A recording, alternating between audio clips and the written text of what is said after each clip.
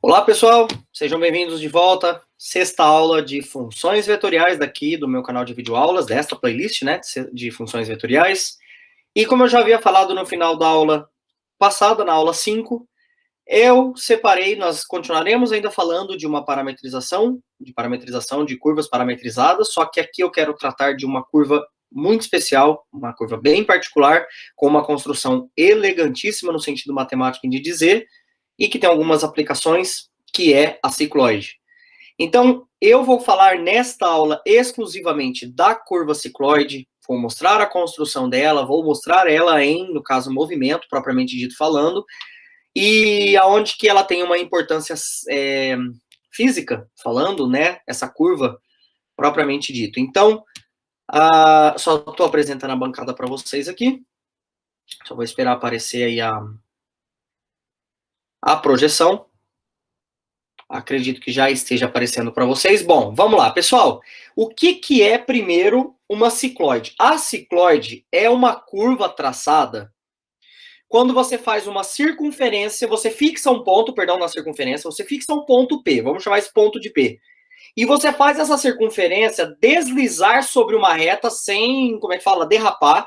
Ela desliza, certo? Ela rolar, ela rola sem deslizar, como está escrito aí. Ela não derrapa, ela não fica derrapando. Então é como se você pegasse uma roda mesmo e girasse. E aí, esse ponto P fixo, ele vai andando sobre a circunferência, porque ele está preso, né? Daqui a pouco nós vamos ver isso em movimento. Eu tenho aqui o que eu fiz no GeoGebra, depois daqui a pouco eu vou mostrar para vocês, mas primeiro nós vamos chegar na parametrização dela, depois a gente vai para o desenho. E a gente cria esta curva aqui, ó, eu peguei o exemplo inicial aqui, só para a gente poder chegar na parte matemática, mas aqui é como se fosse o eixo Y e o eixo X mesmo, tá? Mas a ideia matemática é deslizar essa circunferência sobre essa reta, de forma, tá vendo aqui ó, que eu comecei a criar um arco P, esse arco que passa aqui pelo P, à medida que a curva, que a circunferência vai girando, daqui a pouco vocês vão perceber melhor, esse ponto P, à medida que a circunferência anda para a direita, ele vai subir, então a curva ela vai cada vez mais crescendo, depois ela decresce, ela pinga, depois cresce, decresce de novo e assim por diante. Então é criar um movimento, é criar uma curva a partir do movimento da circunferência sobre essa reta, e esse ponto vai girando e criando uma curva. É como se você pegasse e travasse esse ponto mesmo, e aí ao fazer a curva girar nessa reta sem derrapar, vai se criar uma curva que é o que a gente chama de cicloide. Daqui a pouco vai ficar mais claro como que essa cicloide funciona numa animação que eu fiz aqui no GeoGebra. Então, primeira coisa que essa parte de aula, da aula de agora, essa sexta aula, é criar uma equação, uma função vetorial para esta cicloide. Então, vai ter uma função R de t, ok? R de t, que vão ter duas entradas, quem é minha F, quem é minha G, vai depender de um ângulo, que é o ângulo que a gente vai determinar como θ. Então, ó, primeira coisa, pessoal, esse ponto P aqui, eu vou querer que ele tenha uma certa coordenada XY. É uma construção bastante delicada, cheia de detalhes, ricas em detalhes. Então, eu vou vir aqui, ó, e vou começar a fazer a parte que me interessa. Eu vou traçar aqui, ó, paralelo ao eixo X, uma linha pontilhada aqui, ok? Pode até passar essa linha a mais, não tem problema nenhum. E uma linha pontilhada aqui também, que seja paralela ao eixo Y, tá? Tem que ser, ou seja, tem que ser perpendicular ao eixo X, tá certo? Eu acredito que tenha ficado relativamente bom. E aqui também, ó, eu vou descer, pegar esse ponto P aqui, e o que eu vou fazer vai ser descer ele perpendicular, um segmento de reta imaginário perpendicular ao eixo X. Bom, moral da história. Aqui, ó, eu vou marcar aqui, e vocês há de concordar comigo que, se esse é o ponto P de XY, esse comprimento aqui vale Y. E, pessoal, vou colocar um pouquinho mais para baixo aqui, ó. E esse comprimento aqui vale X. Tá? Bom, esse aqui é um ponto de coordenadas XY, né? Esse comprimento vale X, esse aqui vale Y. Eu vou pegar aqui alguns pontos estratégicos, que é a origem, que a gente chama de O. Esse ponto aqui, ó, que está no eixo X, eu vou chamar de N de navio. Esse aqui, que tangencia, e daí o próprio nome já diz, eu vou chamar de T, tá certo? E esse ponto da intersecção deste segmento com esse segmento aqui, eu vou chamar esse ponto de Q. Automaticamente, esse é o raio que eu vou chamar de A. Então, PC é o raio da circunferência, ok? E aqui, ó, vai existir um ângulo θ. Vou dar bastante destaque aqui, ó, eu vou pintar bem aqui. Aqui tem um ângulo θ. Esse ângulo θ, ele é o ângulo tanto do triângulo PCQ quanto o ângulo do arco PT, tá? Então, ó, a primeira coisa que eu quero que a gente vai olhar, nós vamos primeiro observar toda essa construção que eu fiz aqui, a gente vai observar em duas etapas. A primeira delas é no triângulo PCQ. Então, esse aqui é um ângulo, e esse triângulo ele é retângulo, porque esses segmentos são perpendiculares, ok? E, ao mesmo tempo, esse ângulo θ, ele é o ângulo do arco PT, tá vendo? Ó, do arco da circunferência PT. Então, vamos primeiro no triângulo, tá? Então, a nossa observação é essa. No triângulo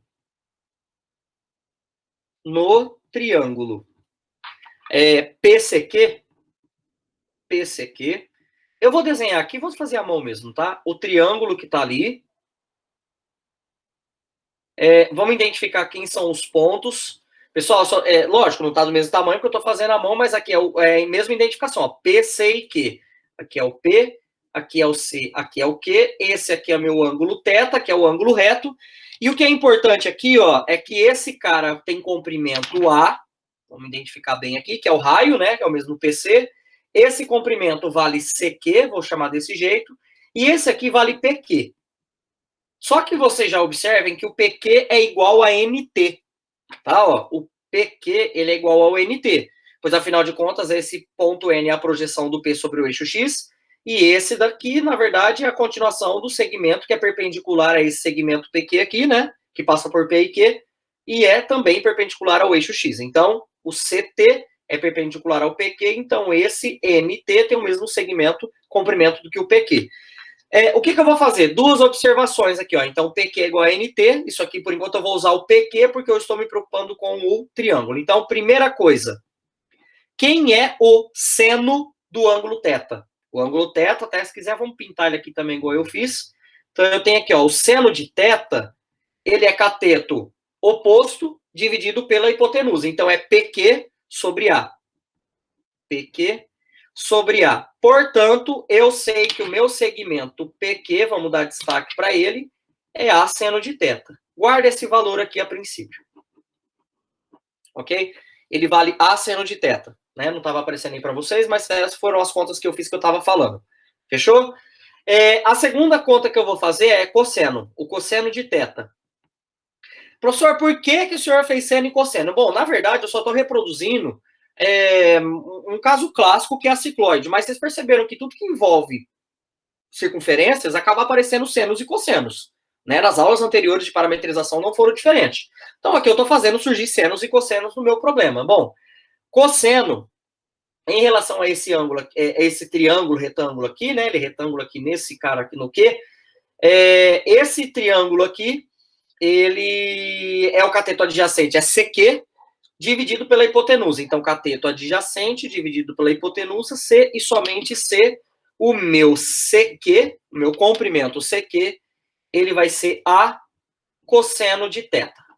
Guarda isso daqui. Agora, nós vamos pensar no ângulo θ em relação ao comprimento de arco. Em relação ao comprimento de arco.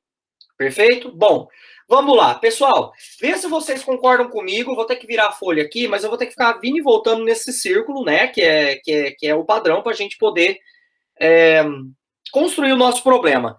Vocês há de concordar comigo? Veja bem, a circunferência, a ideia é que o ponto P comece aqui. Eu vou dar um spoiler para vocês já da próxima página. Ó, aqui, ó. Veja bem, tá pequenininha a circunferência aqui, mas a ideia é a mesma.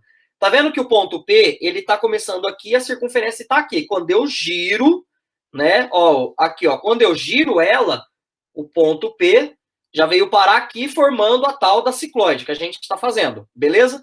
O que eu quero pensar é nesse momento aqui, e passou um pouquinho. Vocês há de concordar comigo que, vamos pegar o desenho maior aqui, que quando eu tenho esse segmento, esse arco, esse comprimento OP, essa parte da curva que vai do O até o P, ele é exatamente o comprimento do PT. Por quê? Porque é justamente o quanto a curva andou, né? Se você está lá parado, o ponto P está na origem, você girou um pouco, o tanto que girou aqui, ó, o tanto que criou-se esse segmento de curva, é o mesmo comprimento que vai de P até T. Ou seja, o OT, que é o que tanto, aliás, esse cara aqui não, o OT com o PT. Eu falei desse arco, não, gente, é o OT, tá? Consertando, o OT, o tanto que eu andei do O até o T, é o tamanho desse segmento de arco PT aqui, beleza? Não é o da curva, tá? Eu tava pensando numa coisa lá na frente já, não tem nada a ver. Então, o comprimento de OT é exatamente o comprimento do arco PT. Basta você ver o quanto que você andou. Para este ponto sair daqui, era o que eu estava querendo dizer, é o seguinte, para este ponto sair daqui até aqui, equivale a como se o ponto P tivesse andado até o ponto T.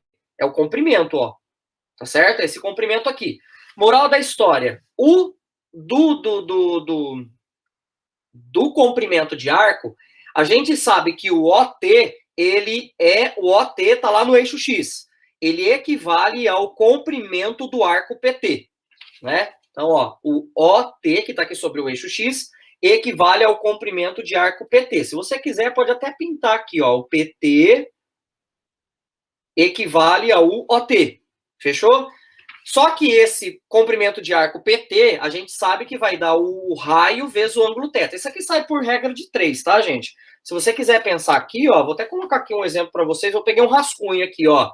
Se você pensar aqui, ó, comprimento e ângulo. Uma circunferência toda, né? A gente está pegando esse comprimento aqui em relação a esse ângulo θ, lá naquele nosso problema. Né? Esse aqui é o ângulo θ. Um comprimento de 2πr está relacionado a um ângulo de 2π em radianos. Então, o ângulo θ está relacionado ao comprimento do arco PT. Né? Então, o arco PT está relacionado ao ângulo θ, da mesma forma que 360 graus, né? Ou 2π está com 2πr, que é o comprimento do todo. Multiplicando aqui em cruz, claramente a gente vai chegar no resultado. Ó, isso aqui vai dar 2πa, 2π vai embora com 2π, só sobra o P,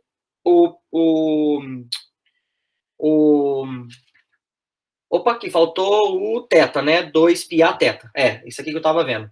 E aí só vai sobrar o a θ, que foi o que eu coloquei aqui. Ok? Bom, com essas duas informações, essa e as dos senos e cossenos, assim a gente já consegue chegar em quem que é o x e quem é o y. Qual que é o coelho da cartola aqui? Quem é o x? Eu vou escrever aqui, depois eu mostro para vocês quem que é. Ele é o OT menos o NT. Pessoal, o x é todo o comprimento OT, que vai equivaler ao comprimento do arco, menos esse pedaço NT. Ó. O x é esse pedaço aqui. O x é esse pedaço, é a coordenada x do ponto, certo? Que vai ser a entrada da função vetorial. Lembra que x é o f de t e o y é o g de t. Então, me interessa achar o x em relação ao ângulo θ aqui, no caso. Esse cara aqui tem comprimento x. Então, o x ele é o todo, o OT, menos o OT menos o NT, que é o que vai sobrar o ON, né? Então, o OT menos o NT é o meu X. Só que o NT é igual ao PQ, né?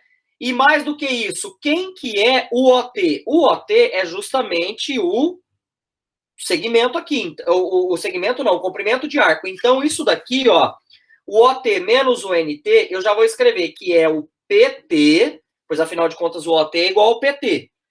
Menos o NT, desde lá de trás, a gente já sabia que ele era igual ao PQ. Então, eu vou escrever isso aqui como PQ, segmento PQ. Bom, tudo em função do raio e do θ agora.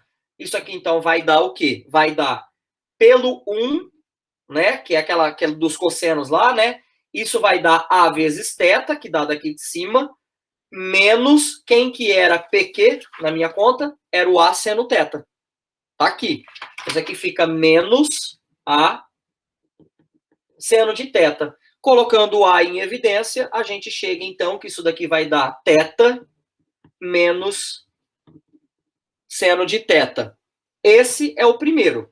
Daqui a pouco eu passo tudo a limpo.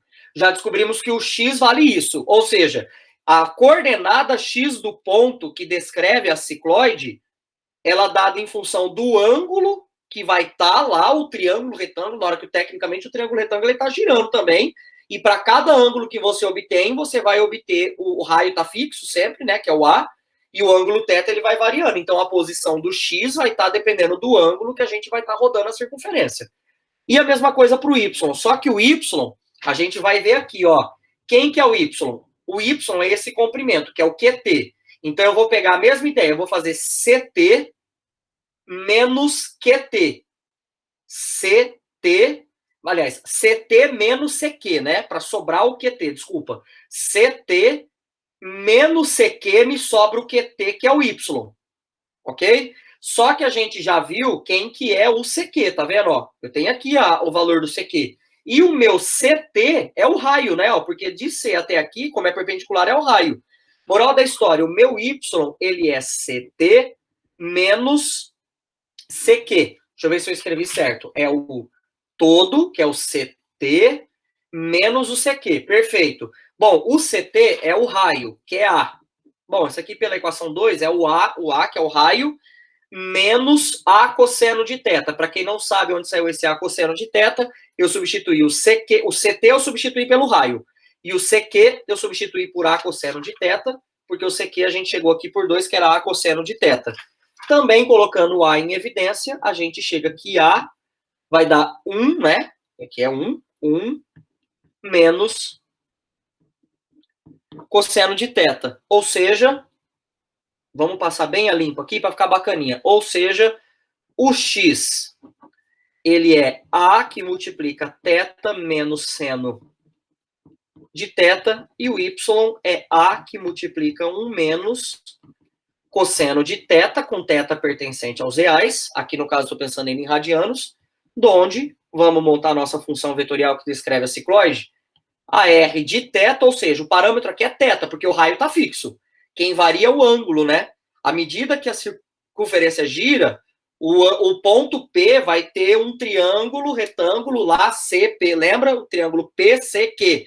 Esse ângulo θ depende da posição do ponto P, né? E aí, a nossa função vetorial, ela é dada em função do ângulo θ, à medida que o ponto P gira sobre a reta. 1 menos cosseno de θ, com θ pertencente aos reais, é a função vetorial, é essa função vetorial rθ, é a função vetorial que parametriza, né, que descreve a curva cicloide. Parametriza a cicloide. Ok? Bom, eu tenho aqui uma figura, lógico, várias fases da cicloide, mas eu quero daqui a pouco colocar uma animaçãozinha para vocês aí, que fica mais prático para vocês enxergarem essa curva em movimento, ela fica mais interessante. Mas a ideia seria essa daqui, ó. Eu peguei um ponto P aqui, e aí eu vou girando literalmente esta curva, esta circunferência sobre a reta, né? Que no caso aqui eu designei como se fosse o eixo X, e à medida que eu vou girando, ó o comportamento que vai tendo, ó. Esse ponto P, eu fixei o raio aqui só para vocês enxergarem melhor, tá? Ó.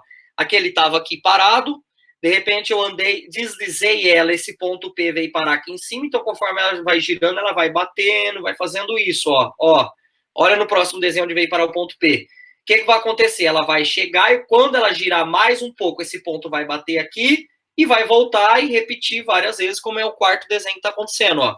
Ela vai bater, depois vai bater de novo, depois ela vai fazer, ou seja, é como se nesse intervalo aqui, ó, eu girei 2π, a circunferência, porque o ponto P voltou no estado inicial, depois aqui eu girei mais 2π. Então aqui, se eu for pensar em termos radianos, vai de 0 a 2π, 2π a 4π, 4π a 6π, assim por diante, ok? Eu só vou pausar a aula um momentinho para já abrir o GeoGebra para vocês e mostrar esta curva em movimento, ok? Pessoal, voltando aqui então, já tenho a tela aqui do GeoGebra, eu já fui lá e já programei toda a técnica necessária já para mostrar para vocês, porque aqui não importa a construção no GeoGebra, eu só quero que vocês vejam o movimento que a cicloide faz conforme eu vou fazendo essa circunferência girar. Na descrição do vídeo, nesse vídeo, tem um link, na descrição dele, tem um link com uma aula, né, dada pelo IMPA, que explica como que se constrói no GeoGebra esta cicloide, e aí eu deixo para vocês se divertirem usando e assistindo esse vídeo, ok? É uma referência que está na descrição do vídeo, mas aqui, na minha aula, o que importa é mostrar essa cicloide em movimento. Então, ó, apenas foquem na parte onde está o desenho da cicloide. Não se preocupem com essas contas e nem com esse T igual a 0 e esse R igual a 1 que está aqui. Então, ó, eu tenho aqui o centro da minha circunferência e o ponto P. À medida que eu vou girando ó, a minha circunferência, eu vou caminhando ela sobre o eixo, ó, eu vou criando e vou montando a cicloide a partir do movimento do ponto P, que era o que estava naquelas folhas. Claro, isso aqui dá para a gente continuar quantas vezes eu quiser. Se eu voltar, ó, ela determina, então vamos de novo. Ó. Esse é o movimento que a cicloide faz à medida. Ó, ali foi 2π, aqui agora 3π, 4π, depois ela continua 5π. E assim eu vou continuando e vou girando ela até a gente conseguir chegar numa definição, digamos assim, numa curva que ela vai seguindo infinitamente. Então, já voltando aqui a apresentação para vocês, né, da bancada, a minha ideia é falar agora, já que vocês entenderam o movimento da cicloide e tudo mais, é falar de algumas curiosidades que ela tem. Então, aqui eu tô apresentando para vocês algumas curiosidades que têm a ver com o princípio físico. Se você digitar no Google cicloide, né, você dá uma googada lá, você vai ver a cicloide em movimento também, como eu fiz aqui no GeoGebra, tá? É uma curva clássica essa daí. E uma curiosidade sobre a cicloide é essa daqui. Imagina que você tem um problema que você quer deslizar uma bolinha em um arame arbitrário, tá? Lógico, gente, a bolinha tem que andar em cima do arame, tá? Pode ser um arame mais grosso, pode ser uma rampinha. Eu coloquei um arame aqui, mas 2 arames que seja, tá? Você vai fazer uma bola deslizar sobre um arame, beleza? Apenas sobre a ação da gravidade. Ok? Então, só apenas a força da gravidade está sendo exercida. Então, você vai pegar a bolinha nesse arame e soltar. Ponto. Não estou pensando em atrito, não estou pensando em nada desse tipo. Nada, nenhuma outra interferência, a não ser a ação da gravidade. Óbvio que pela ação da gravidade, conforme você tem esse arame, dependendo do arame, se o arame estiver inclinado, ela pode cair. Vamos pensar num arame reto, ok? Um arame, uma reta, como se fosse. Você soltou, ele vai ter uma velocidade, se ele for mais inclinado, a velocidade é maior, justamente porque a força da gravidade ela vai sendo exercida sobre o corpo, enfim, a gente entende mais ou menos a ideia do princípio físico. A minha pergunta é, qual que é a forma do arame, ou seja, a trajetória que a bolinha precisa fazer, que faz que a bolinha vai de um ponto A até um ponto B em menor tempo possível, né?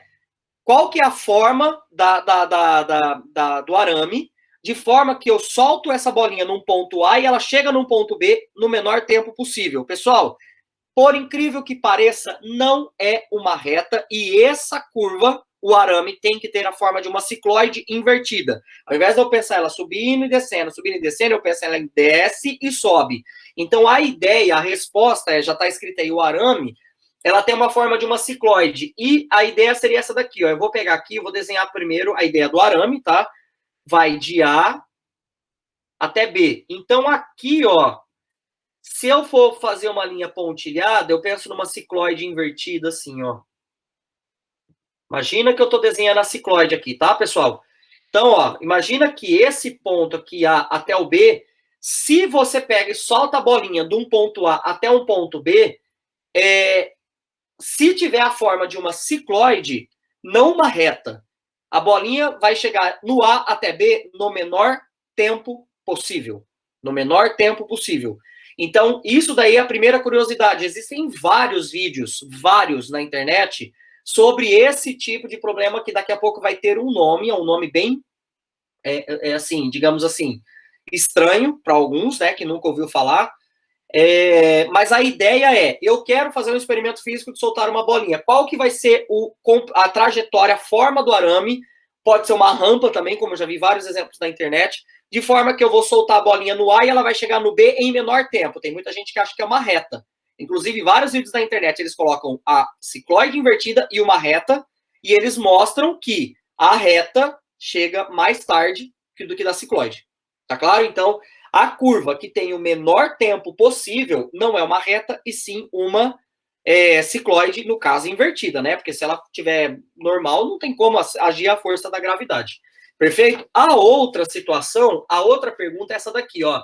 Se você solta a bolinha qualquer, aliás, se você solta a bolinha em qualquer ponto entre A e B, certo? Aqui já é uma afirmação. O tempo para chegar até B é o mesmo, não importa qual foi o ponto que você soltou. O que eu estou querendo dizer? Ó, vou de novo desenhar o arame em forma de cicloide invertida, pelo menos aqui em um período π, né? Porque isso aqui é um período π. Afinal de contas, ó, um período 2π faz isso, aí começa outro período 2π aqui, começaria um outro período 2π aqui, certo? Eu estou pensando só no arame mesmo, dessa forma aqui. Lembrando, a cicloide, ela tem um período 2π, depois ela vai 2π. Então, aqui eu tenho um período π, tá? Até chegar aqui. O que eu quero dizer é o seguinte, se você solta do A, certo? E chega no B, além de ser a forma de chegar mais rápido em B, qualquer ponto que você solta é o mesmo tempo. É o mesmo tempo. Então, se você solta do A, vai registrar um instante T. Se você solta deste ponto aqui, ó, um ponto qualquer, esse aqui é um representante, tá?